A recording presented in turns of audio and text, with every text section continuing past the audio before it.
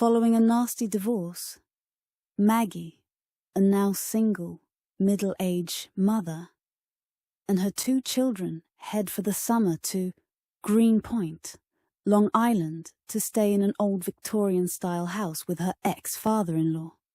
She is trying to sort out her new life, while her 2 children have their own set of issues that add a thicker tension. Mitch is a troubled teen of 17 with a drug habit, while Sadie is a mildly autistic girl of 6. When they arrive in front of the house, Sadie senses something before even getting out of the car. She suddenly starts to scream. This is part of her illness, and Mitch, being her older brother, knows how to calm her down. He takes her hand and walks her inside. Jacob, their grandfather, is warm and welcoming. After unloading their bags, Jacob takes Sadie into what will be her new room. Inside, it is a dollhouse. He tells Sadie and Mitch it is an exact replica of the house. It is built into the wall. Sadie abandons her fear and starts to play with the old dolls and the furniture in it. Once everyone is settled, Jacob mentions at dinner that he has some local friends that he wants to introduce Maggie to tomorrow for work. For Mitch, this was nothing new. He had always been saddled with the responsibility of taking care of his younger sister. When they leave in the morning, Mitch sits Sadie in front of the TV with a bowl of alphabet cereal and starts to explore the nooks and crannies of the house. He ventures up to the attic. It is filled with a montage of old furniture and assorted antiques. He starts to take small items, stuffing them in his pockets to sell for drugs. While sifting through the boxes, he sees an old jewelry box on the other side of the room. As he walks towards it, he trips up and falls. He turns to find it was a thick chain bolted to a wooden bed that caused him to trip. He discovers when he fell, he also flipped a loose floorboard. He goes to investigate. Mitch finds a very old doll with a long dress on. He picks it up. He suddenly drops it, winching with pain. His hand has blood on it. He picks it back up and lifts up the dress. Under the dress are rusted, jagged, stylized nails. He starts taking the nails out. He tosses the 6 nails about the room. They bounce into the corners of the room. Some fall into the crevasses downward behind the walls. Once all the nails are removed, he looks at the raggedy doll closer. He suddenly hears a car door and looks in from the attic window to see his mom and grandfather have returned. Mitch, with the doll in hand, slams the door and runs down the stairs. He quickly checks on Sadie that, as usual, is mesmerized by the TV. He opens the front door to help with some groceries. He tosses the doll on a hall table. Unknown to Sadie, Mitch, or anyone, the alphabet letters in the cereal bowl twist and turn to spell, "Get out now." Sadie just takes a spoon and eats the cereal. As they bring the groceries in the house, Mitch notices the doll is gone from where he had put it. As he walks in, Sadie is holding the doll and talking to it. She asks the doll her name. She pretends that the doll is talking back. "Oh, your name is Icy." Maggie inquires where the doll came from. Mitch shrugs and says he found it in a box for his sister. Mitch asks to borrow the car. He lies, telling his mother that he wants to explore his new surroundings. He takes the items from the attic from his pockets and sells them to a local antique dealer.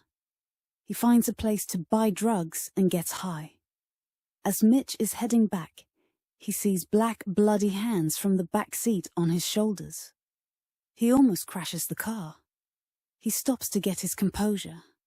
A little African-American girl in a ragged dress presses her little bloody hand on the window, shocking him. He gets his composure back. He turns to find it has disappeared. Later at dinner, Jacob notices the cut on Mitch's hand. He explains he was up in the attic looking for a lamp for his room. He questions the chains and the wooden beds. His grandfather informs him that Long Island had the largest slave population of any urban area in the North. It was a sad part of history. They used to lock them to the beds so they wouldn't escape during the night. He further tells him that anything he wants up there he can have. He wants everyone to make this their new home. Mitch goes to sleep that night and has horrific nightmares of being chained to the bed in the attic. The little girl from outside of the car is in it also. Mitch seeing her tears and tries to talk to her. She walks up to him in the same ragged dress and opens her mouth to have a rusty nail similar to the one stuck in the doll in her tongue. He jars awake. Mitch leaves his bedroom and heads down the hall to the bathroom when he sees a light on in Sadie's room. He opens the door and sees her playing with the dollhouse silently. He walks up to her explaining it's late and she needs to go to bed. She turns to him and opens her eyes and mouth wide with a rusty nail in it, similar to the little African girl. He wakes up in terror. It is morning. At breakfast, Maggie tells Mitch that their father isn't sending enough to make ends meet, so she took a job in town till she can get something better. Jacob asks Mitch to help him do some repairs in the backyard. Mitch quietly agrees. Later in the afternoon, Mitch is outside in the backyard. He is painting an old tool shed. His grandfather is on a step later with his old open-top toolbox. Sadie is sitting in a rocker on the porch, playing with her new favorite doll in a summer dress. Jacob takes his hammer out to nail a loose board on the other side of the shed. He takes out a nail, which is one of the nails from the doll, under the floorboards. It fell into the toolbox from the attic. He goes to strike the nail. The ladder weakens from his weight and he falls face down. Mitch drops the paintbrush and runs to the other side of the shed. He flips his grandfather over to see him gasping for breath with the nail jammed in his chest. Mitch takes out the nail and throws it. He applies pressure to the wound and calls out for help. He turns to see the African-American girl rocking in the chair in replacement of Sadie. He panics. He turns to see Sadie a few inches next to him, dangling icy by the hand. She talks to him, oblivious to the grandfather gasping for breath. Icy says you hurt her. See? Sadie lifts up her dress to have holes dripping with blood in the exact position of the removed nails. He focuses back to his grandfather, then looks to see Sadie is still on the rocker, playing with the old doll. The ambulance comes. Maggie rushes home. She states she's going to the hospital and will call when she knows the status of their grandfather. Mitch goes back in the house. It is early evening and he finds Sadie sleeping with the doll with the TV on. He turns the TV off and takes the doll from her. He places her in the back seat of their grandfather's truck and drives off. He heads to the antique store he had went to before and brings the doll inside with him, leaving Sadie asleep in the truck. He asks the antique dealer about the doll. He states it is from about 1850. He lifts up the dress and puts it down quickly and demands for Mitch to leave his shop. He presses the dealer for more information. The antique dealer picks up the doll again. Where are the nails? Were they removed before you found it? Mitch looks intense and says no. The dealer explains that it is a nail fetish for casting dark spells. Mitch begs him to help.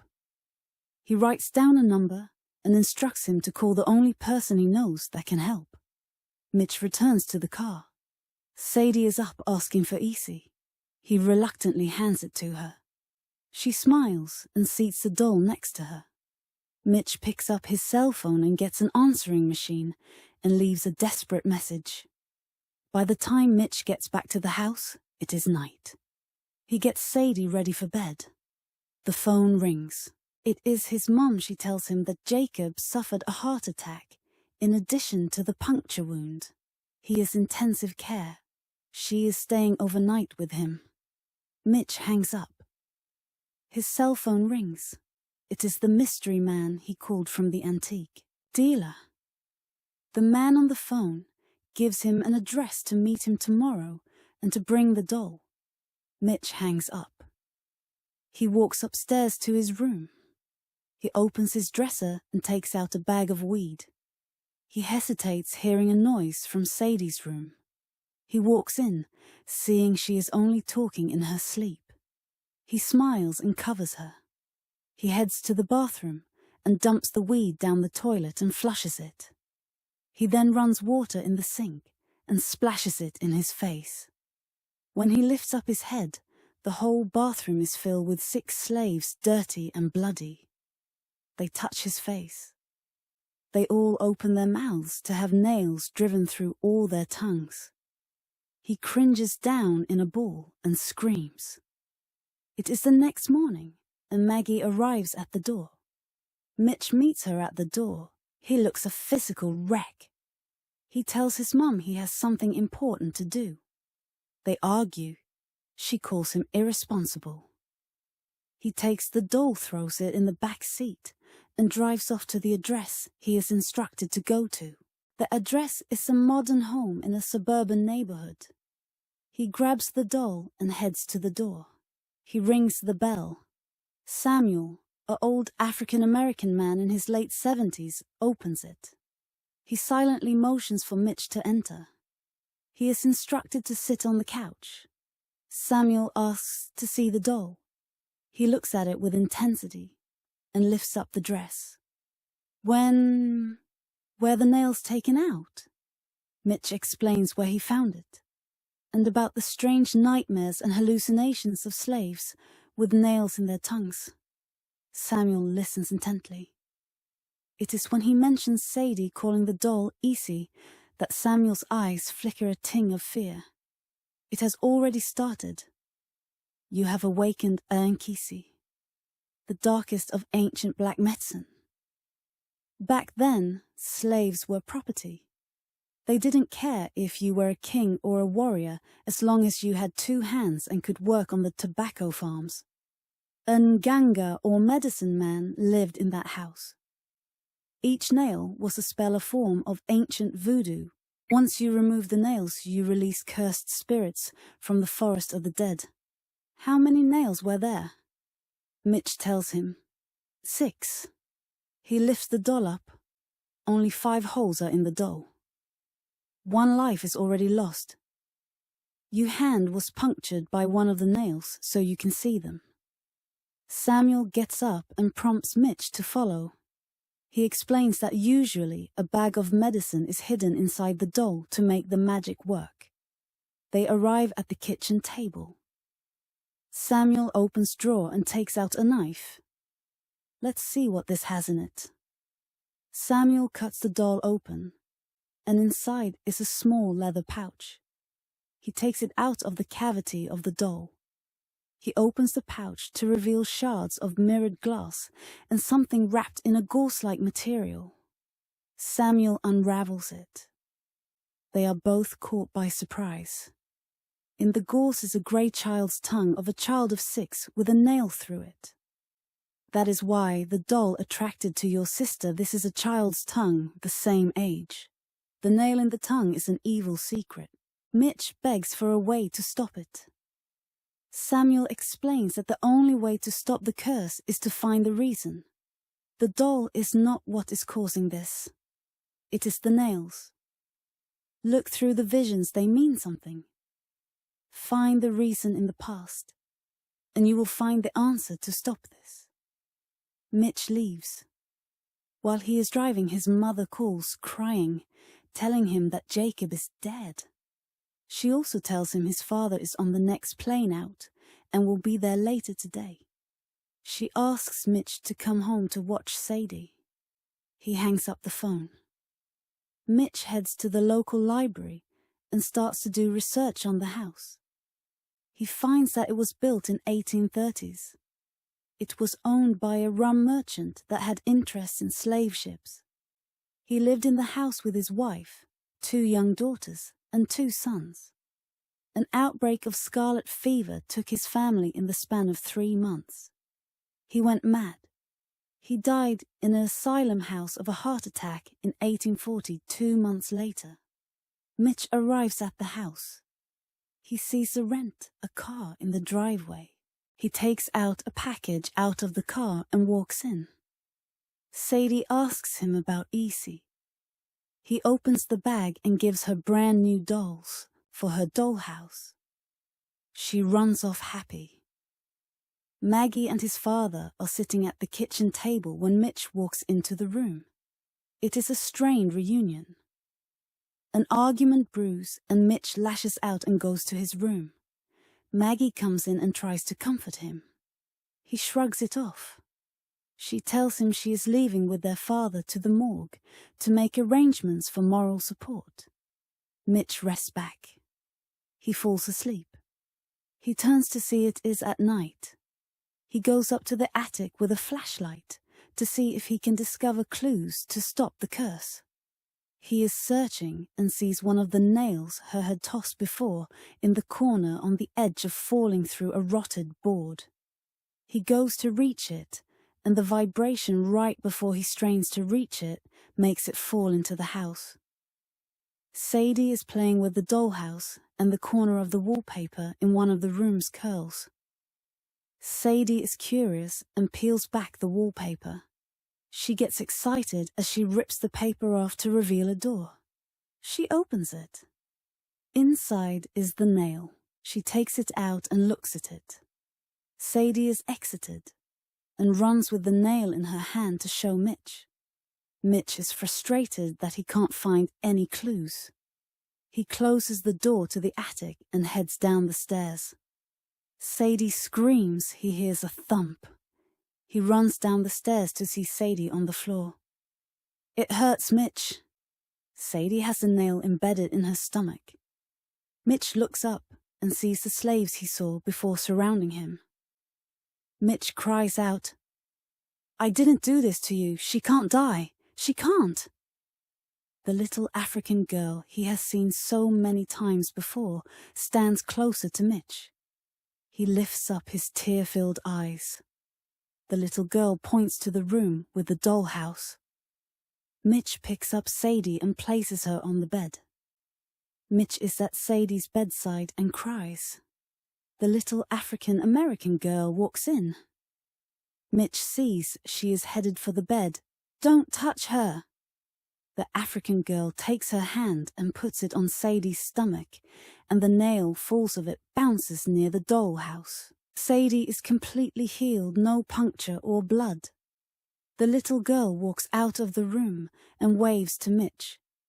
Mitch turns to look at the nail. It is positioned as an arrow pointing to his room. He sees the hidden door. He gets up and looks closer. He talks under his breath what Jacob had said.